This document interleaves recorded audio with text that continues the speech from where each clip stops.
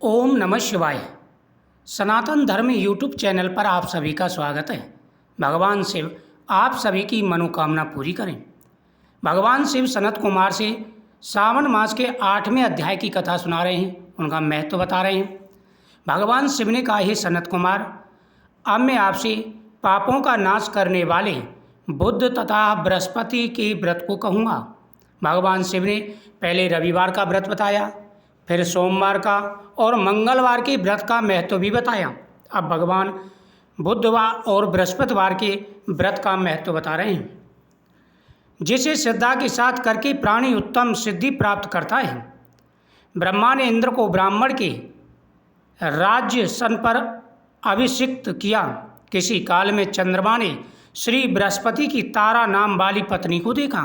यानी चंद्रमा ने श्री बृहस्पति की तारा नाम वाली पत्नी को देखा।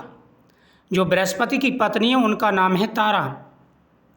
वह रूप यौवन संपन्न लावण मद गर्वित देख उसके रूप पर मोहित हो गया, काम बाण के वश में हो गया। अपने घर में रख चंद्रमा ने गुरु पत्नी को बल से उपयोग किया। यानी चंद्रमा ने क्या किया, अपने ही गुरु की पत्नी को बृहस्पति से ले लिया।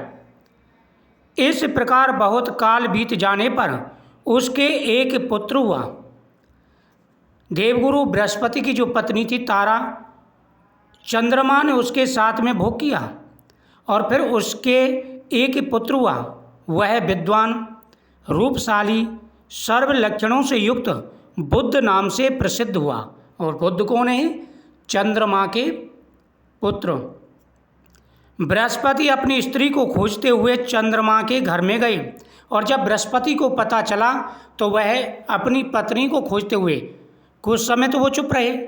उन्होंने सोचा कहीं पत्नी कोई तपस्या वगैरह करने गई होंगी, लेकिन जब काफ़ी समय हो गया तो वह अपनी पत्नी को खोजते हुए कहाँ पहुँचे? चंद्रमा के घर में।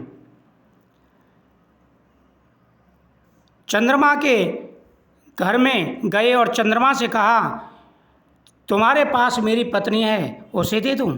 गुरु की स्त्री के साथ तुमने कैसे गमन किया? गुरु तुल्य पाप से तेरा कैसे छुटकारा होगा? इस बड़े पाप के सहयोग से मैं तुम्हारी कैसे बुद्धि हुई? और जब बृहस्पति ने कहा, हे चंद्रमा, इतना बड़ा पाप तुमने कैसे किया? गुरु की पत्नी के साथ तुमने भोग किया। इतनी तुम्हारी दृष्टता देख कर के मुझे क्रोध आता है। तेरी इस प्रिया तथा अपनी गुरु की स्त्री को मुझे चुपचाप दो।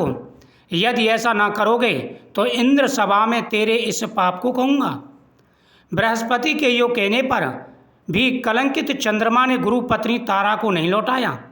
तो देव सभा में जाकर बृहस्पति ने इस वार्ता को कहा कि मेरी पत्नी को चंद्रमा ने ग्रहण कर लिया है और वह मांगने पर भी मेरी पत्नी नहीं देता।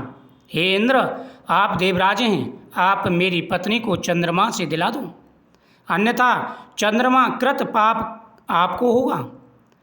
इसमें संशय नहीं है, क्योंकि जो प्रजा पाप करती है राजा को उसका दंड भोगना पड़ता है। अगर चंद्रमा यह पाप कर रहा है तो उसका भागी आपको भी होना पड़ेगा, क्योंकि राज्य का पाप शास्त्र के निर्णय से राजा को भी भोगना पड़ता है। दुर्बल का बल राजा है, यह पुराणों में कहा गया है। गुरु की वार्ता सुनकर इंद्र ने चंद्रमा को बुलवाया, क्रोध से आज्ञा दी कि हे चंद्र, गुरु बृहस्पति की पत्नी को दे दो। अन्य की पत्नी के साथ गमन करना सबसे बड़ा पाप कहा गया है। गुरु पत्नी के संग गमन तो सबसे महापाप कहा गया है। अतः हे चंद्र, गुरु की भार्या को बिना विचारे ही लौटा दो और देवगुरु बृहस्पति से क्षमा याचना करो। इंद्र की वाणी को सुनकर निशापति ने कहा, आपकी आज्ञा से भार्या को देता हूँ, पर पुत्र को ना दूंगा।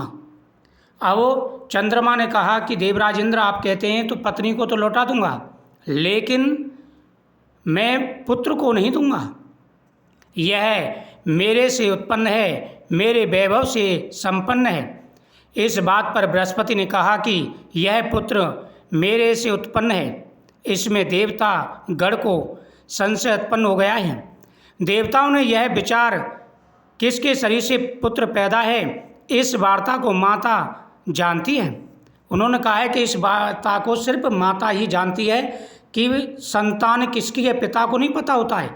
ये बातें सिर्फ माता को पता होती है कि ये संतान किसकी है।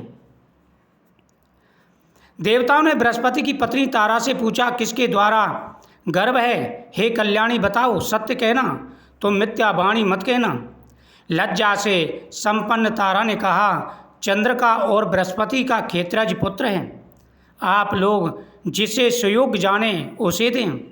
ऐसी वाणी सुन देवताओं ने शास्त्र से विचार कर उस बुद्ध लड़के को चंद्रमा को दिया। इससे गुरु को खिन्न देख देवों ने दोनों को वर दिया। चंद्रमा से कहा कि हे चंद्र, तुम घर जाओ, यह पुत्र तुम्हारा है। चंद्रमा तथा बृहस्पति पुत्र यह ग्रह होगा। हे सुराचार्य, और भी शुभ बात को ग्रहण करो। जो मेधावी दोनों को मिलकर एक साथ व्रत करेगा उसे सब सिद्धि की प्राप्ति होगी, यह सत्य है। शंकर के प्रिय श्रावण महीने के प्राप्त होने पर बुध और बृहस्पति के दिन जो अर्चन करता है वह दीर्घायु तथा संपूर्ण गुणों से युक्त पुत्र को प्राप्त करता है।